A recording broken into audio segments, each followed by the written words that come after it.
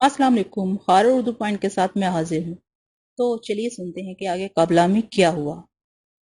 वो जमीन से उठ के फौरन जंगल की तरफ भागा और सजदा रेस हो गया। वक्तन मैंने महसूस किया कि पुरस्रार ताकतें तेजी से गार में दाखिल हो रही हैं। सरंगा के गार में उनकी गैर मुतवक्का आमद हाली अज इल्लत नहीं थी। उधर मैं सरंगा को अपनी साहराना करिश्मा साजी का मुजाहरा करने के लिए महज परेशान कर रहा था। देवी मेरी मोहसिना थी, उसने मुश्किल तरीन मरहलों में मेरी मदद की थी। मैंने घबरा के इधर उधर देखा। जैसे ही गार में नदीदा ताकतों की यलगार हुई, मैंने अपना सिहर तोड़ दिया। ताकतें देवी के गिर्द हल्का तंग करती हुई मुंतशर हो गईं। देवी फातहाना अंदाज में उनके दरमियान से निकलकर निगाहों से ओझल हो गई। अगर एक लम्हे की भी देर हो जाती तो मैं सरंगा के सामने शर्मिंदगी की वजह से कभी सर नहीं उठा सकता था। फिर न जाने क्या क्या होता। गार में अब मैं और सरंगा अकेले रह गए थे। तुमने देखा सरंगा, मैं तुमसे माजरत ख्वाह हूँ कि तुम्हें मेरा गैर मुनासिब इकदाम से सख्त अजियत पहुंची। मैं तुम्हारे सामने अपना इजहार चाहता था, इसके सिवा कुछ नहीं। जाबर बिन यूसुफ, मेरी जान, तुमने भी देखा तुम्हारे आकाओं की नजर में देवी की क्या अहमियत है। मैं यहाँ खाली नहीं बैठा था। मैंने तुम्हारी बुलंद इकबाली ही के लिए ये गोशा नशीनी इख्तियार की थी, मगर तुमने कभी ये नहीं सोचा कि तुम्हारी इस फजीलत में देवी की आनत को कितना दखल है। एक अजनबी को इतने एजाजात से क्यों नवाजा गया? सरंगा तासुफ से बोला। क्या कह रहे हो? मैंने उसे झंझोड़ा। सरंगा ने कोई जवाब नहीं दिया। मेरी जुबान पर भी ताले पड़ गए। सरंगा ने मुझे लर्जा के रख दिया था। तुम सच कहते हो, तुम सच कहते हो, मैंने अचानक उठते हुए कहा। मैंने इस नुक्ते पर गौर नहीं किया था, लेकिन ये इसलिए मुमकिन हुआ कि तुम जैसा शजी और ज़हीन शख्स भी यहाँ मौजूद था। संगा ने अलाजरफी हाथ से जाने ना दी। लेकिन मैंने कितना हौलनाक और दर्दनाक मजाक किया। मैं अपना सर घुटनों में देकर बैठ गया। आह, मेरे पास पशिमानी के लिए भी अल्फाज नहीं है। वो जानती है, वो सब जानती है कि तुम्हारा मकसद कुछ और नहीं था। जाओ, अब तुम यहाँ से जाओ। सुरीता तुम्हारा इंतजार कर रही होगी। मैं तुमसे बहुत सी बातें करना चाहता था, मगर अब तुमसे इत्मीनान के साथ मुलाकात होगी। मैं खुद तुम्हारे पास आऊंगा। अब शायद मेरे यहाँ रहने की जरूरत नहीं रही, सरंगा सरगोशी के अंदाज में बोला। मैंने कुछ नहीं कहा। सरंगा के साथ खामोशी से उठकर गार से बाहर निकल आया। सरंगा मुझे धाने पर छोड़ के फिर अंदर चला गया। मैं तोरी के जंगल में खामोश खड़ा था और मेरे जहन पर एक पहाड़ रखा हुआ था। देर तक मेरी यही कैफियत रही। फिर मेरी निगाहों में चमक उद कर आई और जिस्म के सकूत में इर्तवाश सा होने लगा। देवी जानती होगी कि यह सरंगा के साथ महज एक इजहार कुर्बत था, तजलील मकसूद नहीं थी। लेकिन यहीं से एक जली नुक्ता मेरे हाथ आ गया और मैंने खुद को समझाया। आबादी की तरफ जाने के बजाय मैंने काबला के कसर जाने का इरादा किया। तारीख बरअज़म का सबसे बड़ा साहिर जामलूश का जानशीन जाबर बिन यूसुफ रोए जमीन की सबसे हसीन दुशीजा की बारगाह में जा रहा था। यकीनन उसे जामलूश से ज्यादा इत्मीनान हासिल हो गया था। मैंने कोई और रास्ता इख्तियार करने के बजाय धड़कते दिल से दरवाजे खास पर दस्तक दी, ताकि उसे मेरे साथ अपना रवैया मुतय्यन करने का वक्त मिल जाए। मैंने पुरसोस लहजे में आवाज लगाई। मलका काबला की खिदमत में जाबर बिन यूसुफ हाजिर हुआ चाहता है। जो मेरी इस हूरंग सरगुजश से आशना है वो समझते होंगे कि उसका मेरे जुनू का क्या आलम होगा। मैं एक जमाने की जद्दोजहद के बाद उसके दरवाजे पर दस्तक दे रहा था, उसके दिल पर दस्तक दे रहा था। फैसले का मुंतजर था कि देखे अंदर से क्या आवाज आती है। मेरे नाराए शौक का जवाब आने में देर हुई तो मैंने ज्यादा बुलंद आवाज से ऐलान किया। मलका काबला की बारगाह में जाबिर बिन यूसुफ हाजिर हुआ चाहता है। इस इतला की अब कोई जरूरत नहीं थी। मैंने अपनी दानिश में हर वो शर्त पूरी कर दी थी जो इस कसर का दरवाजा खुलने के लिए मुझ पर आयद की गई थी। मेरा दिल नकाबले बयान तस्वुरात से लर्ज रहा था। ये ऐलान महज हुस्न तलब था और इस अमर का इजहार था कि मैंने काबला को दूसरी तरह महसूस किया है, जामलूश की तरह नहीं। मैं उससे अपने ताल्लुक की नजाकत का इजहार तमाम तर नफासत से करना चाहता था। चनाचा मेरी सदा में सोज, कर्ब और इश्तियाक था। यह निहाहाने दिल से निकली हुई आवाज थी। मेरे इम्तहान का नतीजा बरामद होने को था। मैं दरवाजे पर ही ये अंदाजा कर लेना चाहता था कि अंदर उसकी पजीराई का क्या तेवर होगा। क्या मुझे यहीं से वापस होना पड़ेगा और जब तक ये तिलस्म कायम है इस सहरगाह के दूसरे सहारों की तरह आग में जलते रहना होगा, या फिर अंदर मुझे अपना गोहरे मकसूद मिल जाएगा? मेरी बेकरारी बढ़ती गई और मैंने एक बार फिर अपने गुज़िश्ता दिनों पर नजर डाली और अपना कद नाप कर देखा। जामलूश के जवाल के बाद तारीख बरआज़म में कहीं कोई मेरा सानी नजर नहीं आता था। मैंने खुद मुशाहिदा किया था कि काबला की बारगाह में साहिर आजम जामलूश की कदर मंजिलत का क्या आलम था। वो दराना उसके कसर में आता जाता था। अकाबला उसके मशवरे पसंदीदा नजरों से देखती थी। अब तारीख बरआज़म का साहिर आजम मैं था और मैंने मशरूब हयात पी कर एक दायमी जिंदगी हासिल कर ली थी। मैं जमानो मकान की कैसे आजाद हो गया था। देखना यह था कि वो गुल बदन मुझे जामलूश की तरह कदर मंजिलत का दर्जा देती है, उसका तपाक किसे सिवा होता है। अभी मैं ये सोच ही रहा था कि पत्थर का दरवाजा आहिस्ता आहिस्ता खुलना शुरू हुआ। मेरे जिस्म में एक समंदर ठाठे मारने लगा और सामने एक होशरुबा मंजर था। सबसे पहले नकरई घंटियों की मौसीकी ने मेरा खैर मकदम किया। मैंने अपना दिल सीने में संभाले हुए कदम बढ़ाया, जैसे हुजला रूसी में दाखिल हो रहा हूँ। जैसे मुद्दतों इंतजार के बाद मेरे महबूब का नामा आया। जैसे वो दरवाजा ना खुला हो बल्कि मेरी बेनूर आंखों को रोशनी मिल गई और मेरे तने मुर्दा में मेरी गुमशुदा रूह वापस आ गई हो। وہاں کا رنگ وہی تھا۔ قصر کی پری چہرہ ناظرینوں کا ایک پرہ بھاگتا ہوا میرے قریب آیا۔ انہوں نے اپنے جسموں سے پھول نوچ نوچ کر مجھ پر پھینکنے شروع کر دیے۔ جب انہوں نے اپنے سر جھکائے تو ان کی دراز سرخ و سیاہ زلفیں نیچے گر گئیں۔ وہ سب اس کے جمال کا پرتو تھی۔ میں ایک شان بے نیازی کے ساتھ ان کے درمیان سے گزرتا ہوا آگے بڑھ گیا۔ میں اس قصر سے پہلے بھی کئی بار اپنے آپ کو زخمی کر کے گیا تھا۔ یہاں دنیا کے دلکش نظارے تھے۔ یہاں کی دیواریں بلور کی طرح چمکتی تھی اور در و بام سے موسیقی پھوٹتی تھی۔ یہاں سرخ و سفید رنگ کی دوشیزائیں حوض کے کنارے اٹکیلیاں کرتی رہتی تھیں اور جگہ جگہ خوبصورت مجسمے استادہ تھے۔ ایسا معلوم ہوتا تھا جیسے یہ قصر کسی باجبروت بادشاہ نے اپنی محبوب ملکہ کے لیے تعمیر کرایا ہو اور پھر معماروں کے ہاتھ کاٹ دیے گئے ہوں اور ان کی آنکھیں پھوڑ دی گئی ہوں تاکہ وہ فن تعمیر کا ایسا شاہکار دوبارہ نہ بنا سکے۔ آج مجھے یہاں کوئی اجنبیت محسوس نہیں ہو رہی تھی۔ کچھ ملکیت کا سا احساس ہو رہا تھا۔ میری نگاہیں اسے دیکھنے کے لیے مضطرب تھیں۔ آگے جا کر مجھے کچھ گرا باری محسوس ہوئی۔ مہذب دنیا میں سنا تھا کہ اگر کوئی دیوانہ میری جیسی طلب رکھے تو اس کے جذبے اتنے شدید اور نکیلے ہوں تو پتھر بھی پگھل جاتے ہیں۔ پھر کیا سبب تھا کہ ان جملوں میں قابلہ تڑپتی ہوئی نظر نہیں آئی؟ شاید یہ بھی حسن کا کوئی اشوا ہو۔ اتنی جلد میں اپنی خوشخیالی سے دستبردار ہونے کے لیے آمادہ نہیں تھا۔ سب کچھ بدلا ہوا تھا۔ ہر شے سے ورافتگی اور آمادگی جھلکتی تھی۔ جہاں جہاں سے میں گزر رہا تھا خوش رو دوشیزائیں اپنے سر جھکا لیتی تھی۔ میں نے بدگمانیاں جھٹک دیں اور ایک بڑے ایوان سے گزر کر اس کے کمرے ہاس میں پہنچ گیا۔ وہ اپنے جمال کی ضیاء پاشیاں عموماً یہی کیا کرتی تھی۔ اس وقت میرا کوئی راہبر نہیں تھا۔ میں سجے ہوئے کمرے میں آ کر کچھ دیر انتظار کرتا رہا۔ عذاب ناک انتظار۔ ایک ایک لمحہ ایک ایک صدی کے برابر معلوم ہو رہا تھا۔ ہر صدی اور ہر کرن وحشت بڑھتی جا رہی تھی۔ میں نے اپنے لطیف احساسات تھامے رکھے کیونکہ ان معاملات میں نازکی سے شوق کی افزائش ہوتی ہے۔ میں نے یہ بھلا دیا کہ میں تاریخی براعظم کا سب سے بڑا ساحر ہوں اور وہ اس قصر کے کسی گوشے میں متکمن ہوگی۔ پھر مجھے مجبوراً اپنی باطنی آنکھ جگانی پڑی۔ میں نے ایک نظر میں اس کے تمام شبستان ٹٹول لیے۔ یہ جان کر مجھے بڑی حیرت ہوئی کہ وہ ایسے وقت میں جب میں یہاں اپنے حسین خوابوں کی تعبیر ڈھونڈنے آیا تھا اپنے قصر کی عبادت گاہ میں تھی۔ جزیرہ انصار بھیجنے سے پہلے ایک مرتبہ اس نے میری نقل و حرکت پر پابندی لگا دی تھی۔ خود کو اس عبادت گاہ میں محصور کر لیا تھا۔ توری کے قائد اعظم نے بتایا تھا کہ وہ برہنہ ہو کر دیوتاؤں کی عبادت میں مصروف ہے اور جب بھی اسے دیوتاؤں کی اعانت کی ضرورت محسوس ہوتی ہے وہ یہی کرتی ہے۔ اس وقت اس کی وہاں موجودگی کا کیا سبب ہے؟ اب تاریخ براعظم میں انگروما جیسا کوئی خطرہ نہیں ہے۔ ریما جن کی کمر ٹوٹ گئی ہے اور وہ اپنے بکھرے ہوئے لشکر کے ساتھ پھر کہیں رپوش ہو گیا۔ اب دوبارہ طاقت حاصل کرنے سے پہلے وہ اقابلہ کی سلطنت پر حملہ آور ہونے کی جرات نہیں کرے۔ بھلا اب اقابلہ پر کون سا مشکل وقت آ پڑا ہے؟ کیا وہ میری وحشتوں سے نبٹنے کے لیے دیوتاؤں کی رائے لینی گئی ہے یا اسے یہ خوف لاحق ہے کہ جامروش کی طرح میں اس کے نجی امور میں دخل دینے کی کوشش کروں گا؟ گویا وہ پیش بدنی کے طور پر جارا کاکا کو ہمنوا بنانے کے لیے وہاں گئی ہے۔ وہ جارا کاکا کو یہ باور کرانے گئی ہے کہ قصر میں میری آمد کوئی انقلاب انگیز نہیں ہے۔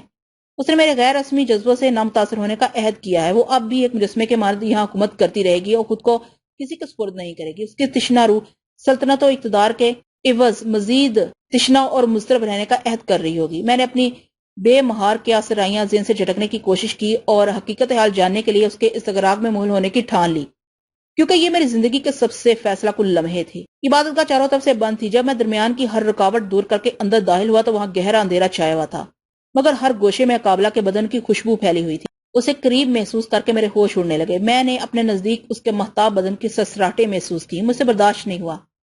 میں نے شیپالی روشن کر کے لمحوں میں وہ عبادت گاہ بقائے نور بنا دی۔ میری آنکھیں چندھیانے لگی۔ یقین نہیں ہے کہ جو کچھ میرے سامنے ہے وہ حقیقت ہے۔ وہ وہاں موجود تھی۔ چند لمحوں کے لیے مجھ جیسے سخت جان شخص کے اوسان معطل ہو گئے۔ پھر مجھے کچھ ہوش آیا۔ میں نے دیکھا وہ ایک مجسمے کے سامنے عقیدت و احترام سے کھڑی ہے۔ اس کے بدن پر حسب معمول پھولوں کی چادر تھی، جیسے رنگ برنگے پھول اس کے بدن سے اگ رہے ہوں اور وہ خود حسن و جمال کا ایک پودا ہو۔ اس کا سراپا گلاب کی ٹہنی سے مشابہ تھا۔ دوسرے ہی لمحے جب میری نظر اس مجسمے پر گئی تو مجھے شناخت کرنے میں دیر نہیں لگی۔ وہ اس نوجوان کا مجسمہ تھا جو مجھے دیوزاد نیولے کے منہ میں بیٹھا ہوا ملا تھا اور جس کی ایک جھلک نگاہ نے مجھے جاملوش جیسی عظمت عطا کر دی تھی۔ وہ جارا کاکا تھا۔ جارا کاکا ایک روپ، ایک وجیح برہنہ نوجوان کا مجسمہ۔ اسے کسی ماہر فن نقاش نے تراشا تھا۔ اسے دیکھ کر ایسا معلوم ہوتا تھا جیسے وہ مجسمہ نہ ہو بلکہ خود اپنی تمام تر وجاہتوں کے ساتھ یہاں موجود ہو۔ عبادت گاہ میں اچانک روشنی پھیل جانے سے قابلہ نے چونک کر میری طرف دیکھا۔ میں سرتپا حسرت سے سمٹ گیا۔ اس کی غزالی آنکھوں سے بے چینی سی مترشق ہوئی۔ میں نے اس کی آنکھوں میں اپنے لیے کوئی پناہ تلاش کرنے کی کوشش کی لیکن مجھ سے نگاہیں چار نہ اس کی۔ لیکن میں جو سوچ کے آیا تھا وہ سب بھول گیا اور جو بھول گیا تھا وہ یاد نہیں آ سکا۔ جارا کاکا کے مجسمے کے سامنے قابلہ کا بالہانہ اندازے پرستش دیدنی تھا۔ میں نے سوچا چلو ہمیشہ کے لیے واپس چلو۔ جارا کاکا کا مجسمہ مسکرا رہا تھا اور قابلہ حیران نظروں سے کبھی اسے اور کبھی مجھے دیکھتی تھی۔ مجھے یہ احساس ہوا کہ میں ایک غلط جگہ آ گیا ہوں اور اس منظر کا اہتمام میرے نظارے کے لیے آمدن کیا گیا ہے۔ میرا جسم مندھم ہونے لگا۔ پہلے مجھے واپسی کا خیال آیا، پھر خیال آیا کہ یہی قیام کیوں نہ کیا جائے، اسی عبادت گاہ کے تہخانے میں اپنا لامحدود وقت کیوں نہ گزارا جائے، باہر جانے کی کیا ضرورت ہے۔ مجھے ایک جسارت کرنے کی ہوک اٹھی، اس کے بعد جو بدترین سزائیں تجویز کی جائیں انہیں شوق سے قبول کروں، کم سے کم اس حسرت کا عذاب نہیں بھگتنا پڑے گا کہ اسے اپنے سینے سے بھی نہیں لگایا۔ میں کوئی بھی فیصلہ نہیں کر سکا، تذبذب اور کشمکش میں خاموش کھڑا رہا، مفلوج، گنگ، نیم جا۔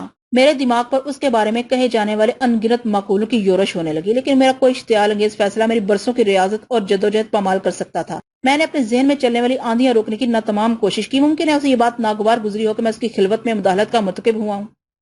اس کا رد عمل جاننے کے لیے میں نے چند لمحے اور توقف کیا، پھر وہ جیسے میری موجودگی سے بے نیاز ہو کر دوبارہ جیرا کاکا کے مجسمے کے سامنے غرق ہو گئی۔ جیرا کاکا سے اب میرا تعلق بھی اسی کی طرح قریب کا تھا۔ میں نے اپنے ذہن میں پرورش پانے والے اندیشے مختلف صبت میں موڑنے کا ارادہ کیا، کیونکہ اس کی پیروی میں ایک یکسانی، ایک تعلق، ایک ربط نظر آتا تھا۔ میں نے کسی آواز کے بغیر جیرا کاکا کو مخاطب کیا۔ مقدس جیرا کاکا، تو جانتا ہے میں نے جاملوش اور ریمجن کے مانت طریق براعظم کے جلیل مناسب اور عزت اس لیے حاصل نہیں کہ ایک مجھے حکم دینے کی لذت اور تیرے قریب ہونے کی سعادت مقصود تھی۔ میرے طویل سفر کی محرک صرف قابلہ ہے۔ میں نے ہمیشہ تیری خوشنودی عزیز رکھی ہے، خود کو تیرا بہترین غلام ثابت کیا ہے۔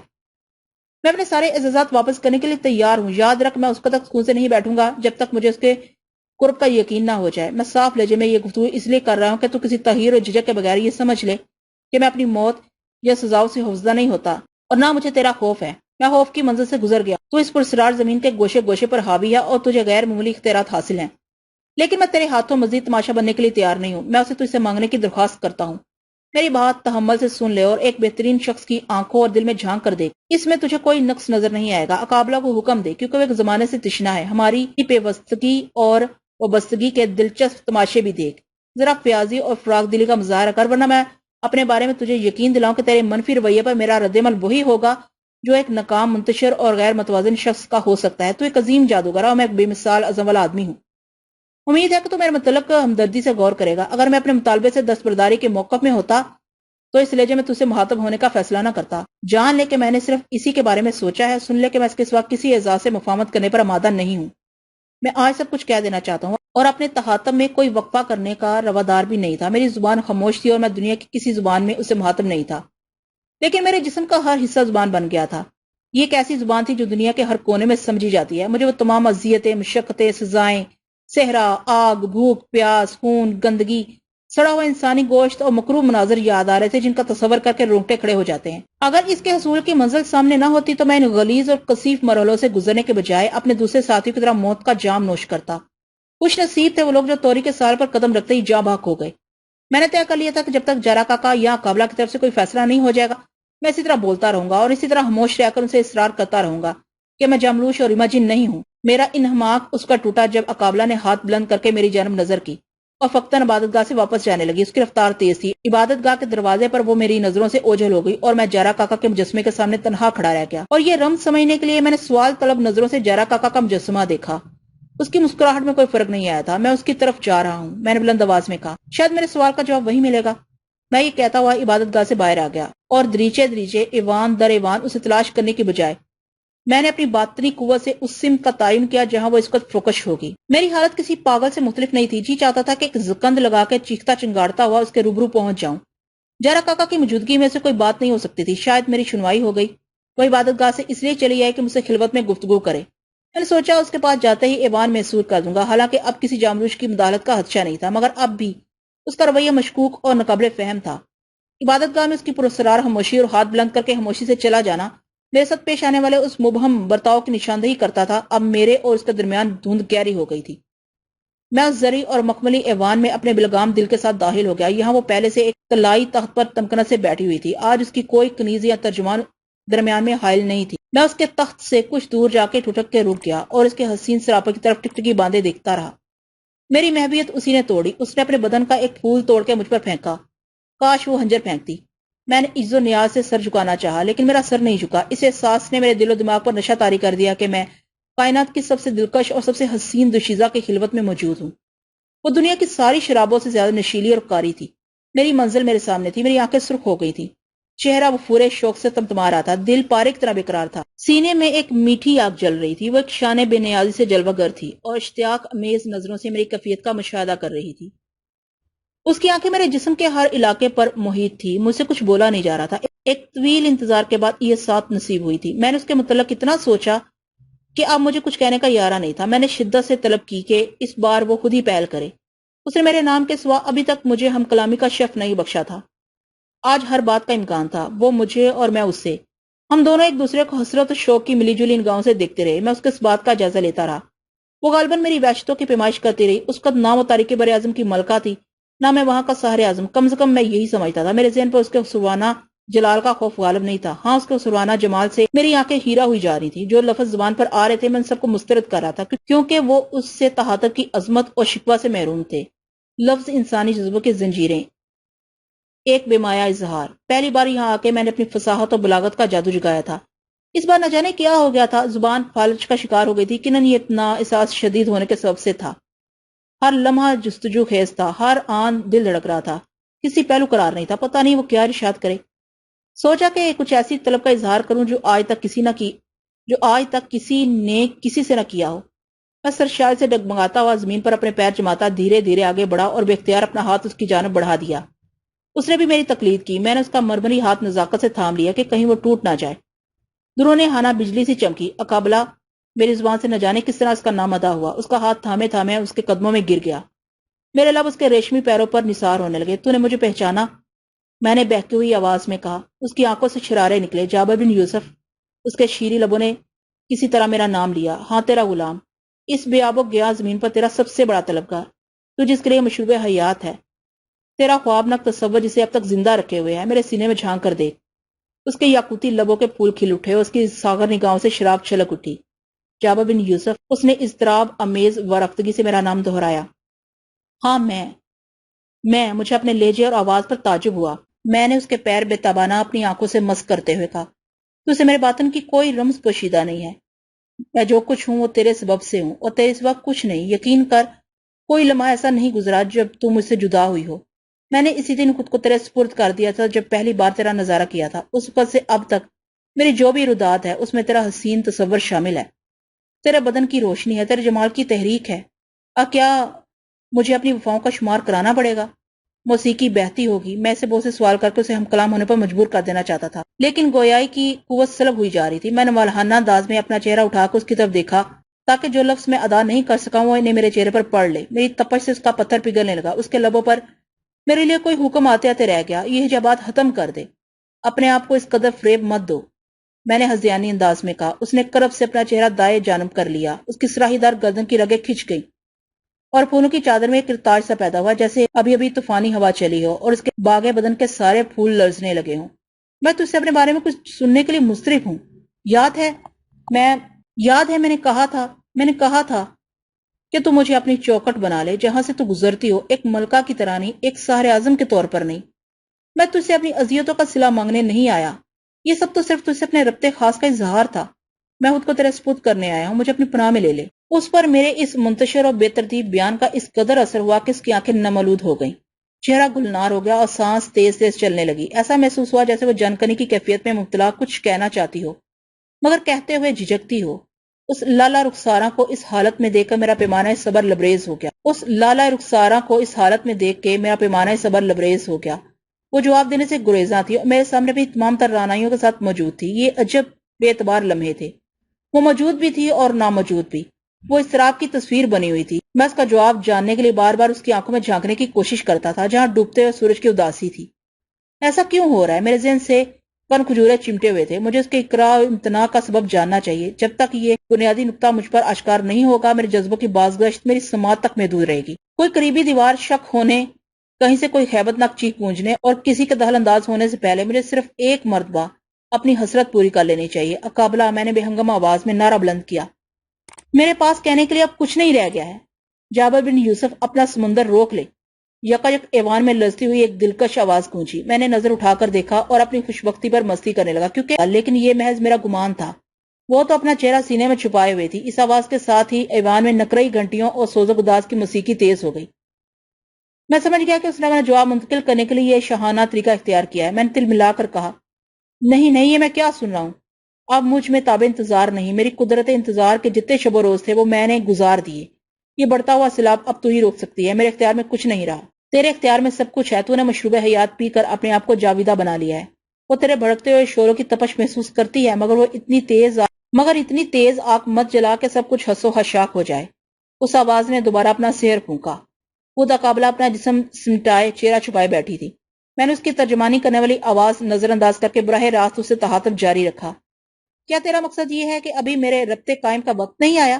تیرا اشارہ پراسرار ناسازگار حالات کی طرف ہے، یا میں یہ سمجھوں کہ درمیان میں اب بھی کوئی طلسمی رکاوٹ موجود ہے؟ یا تو ایک وعدہ پردہ کا یقین دلا کے مجھے مزید آزمائشوں میں ڈالنا چاہتی ہے، مگر کب تک؟ پھر ایسا کر کے تو مجھے پتھر کے مجسمے میں تبدیل کر دے، اور جب موافق ہوائیں چلنے لگیں تو مجھے بیدار کر دینا، کیونکہ مجھ سے اپنا ہوش اب برداشت نہیں ہوگا۔ جابر بن یوسف، ایک خوابناک آواز پھر ایوان میں ساز بجانے لگی۔ تیری تمام باتیں سن لی گئیں۔ وہ تیرے علم و طاقت سے آگاہ ہے، تو نے مختصر عرصے میں کمال کر دیا۔ میں نے برہم ہو کر اس کا کلام قطع کرتے ہوئے کہا، میں اپنی تعریف سننے اور داد چاہنے نہیں آیا۔ یہ کمال میرے لیے اس وقت تک کوئی حیثیت نہیں رکھتا جب تک کہ مجھے تیری قربت کا اعزاز نصیب نہیں ہو جاتا۔ میرے گلے سے یہ نوادر اتار لے اور سینے سے مقدس جرا کا یہ سیاہ نشان مٹا دے۔ اس کے لیے کوئی اور شخص منتخب کر لے۔ ایک ذرا تحمل۔ کوئی شبہ نہیں ہے کہ تیرا علم پختہ اور تیری طاقت مستند ہے، اور اس کے سامنے اس منکسر اور مشاق لہجے میں تیرا خطاب تیرے جذبات کا آئینہ دار ہے، لیکن ابھی بھی تجھے بہت کچھ سیکھنا اور سمجھنا ہے۔ اقابلہ تیرا سوزے دورہ سمجھتی ہے، تاہم وہ ایک جلیل و عظیم ملکہ ہے۔ دیوتاؤں نے اس کے سر پر اس سرزمین کا تاج رکھا ہے، سو اس کی نظر ہر سو ہے۔ وہ زمین کا مہتاب ہے جس کی روشنی کا فیض سب کے لیے عام ہے۔ وہ جمال کا ایک دریا ہے جس کا رنگین اور ٹھنڈا پانی سب کو سیراب کرتا ہے۔ ایک زمانے سے یہاں یہی قانون رائج ہے۔ یہ قانون دیوتاؤں نے بنائے ہیں۔ بس کر۔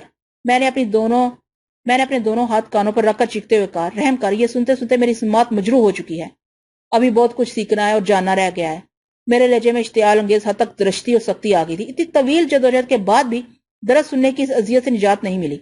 سن قابلہ، میری زندگی میری کائنات تو یقیناً اس زمین کا مہتاب ہے اور ٹھنڈے پانی کا چشمہ ہے جس کا فیض سب کے لیے عام ہے، مگر میں نے اس طرح نہیں سوچا تھا۔ میں نے تجھے اسے سوا تسلیم کیا تھا۔ تیرا اصل رنگ و روپ ہے، تو کہ نور کا بدن ہے اور چاند سے زیادہ حسین و آبحیات کے چشمے سے زیادہ مفرح ہے۔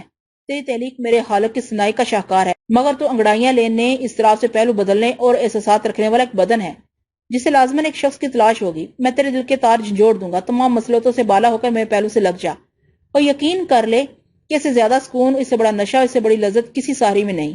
یہی دنیا کا سب سے بڑا شبدہ ہے۔ میں تجھے سچ کی تلقین کر رہا ہوں، بس آج کوئی فیصلہ کر لے۔ یہ زری کسر، یہ جاہو جلال میرے بازوں سے زیادہ دلکش نہیں ہے۔ جو میں نے نہیں سیکھا، جو میں نے نہیں جانا، میں اس کی پرواہ نہیں کرتا، کیونکہ میں اس سے زیادہ سیکھنے اور جاننے پر قادر نہیں ہوں۔ ذرا اس مسند سے اتر کر دیکھ، میری بات سن۔ تو نے ابھی کچھ نہیں سیکھا، کچھ نہیں جانا، تو بھی اصلی قانون سے انحراف کر رہی ہے۔ میں نے بے قابو ہو کر اس کے ہاتھ پکڑ لیے اور بے محابانہ اسے اپنی جانب کھینچنے لگا۔ نہیں نہیں، ابھی نہیں، ابھی نہیں۔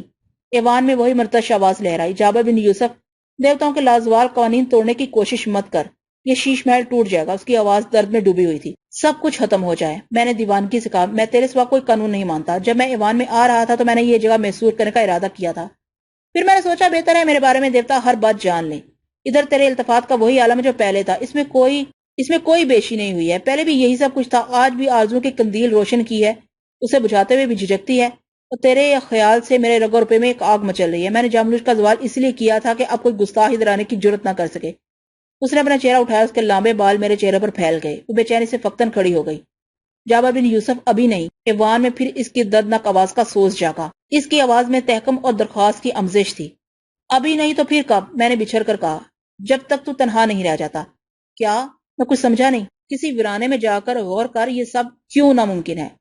میں اپنے بارے میں آخری فیصلہ سننے کے لیے آمادہ ہو کر یہاں آیا تھا۔ کوئی اور وقت ہوتا تو یہ مبہم اور یہ پرسرار انداز بیان میری ہلاکت کا سبب بن جاتا۔ میں نے بڑی دو ٹوک باتیں کہی تھی، حالانکہ اسے قریب دیکھ کر صرف اسے دیکھتے رہنے کو جی چاہتا تھا۔ یہ وقت رقص نشاط، مدہوشی، نغمہ موسیقی، گداز اور دلکش باتیں کرنے کا تھا، کیونکہ ایک محجبین روبرو تھی، سلگتے ہوئے جذبات تھے، میری آتش نوائی تھی۔ میں نے نرمی سے اس کے انگلیوں کے ناخن اپنے سینے میں چبوتے ہوئے کہا، مجھے بتا، میں ناممکن کو ممکن بنا دوں گا۔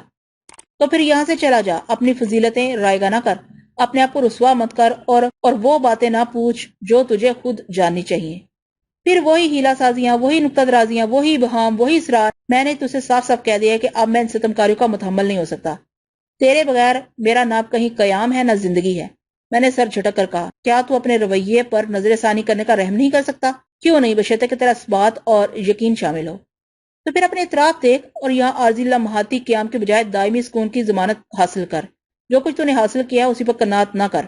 راستے کا ہر پتھر ہٹا کر شاد کام آ، چاہے زمانے صرف ہو جائیں۔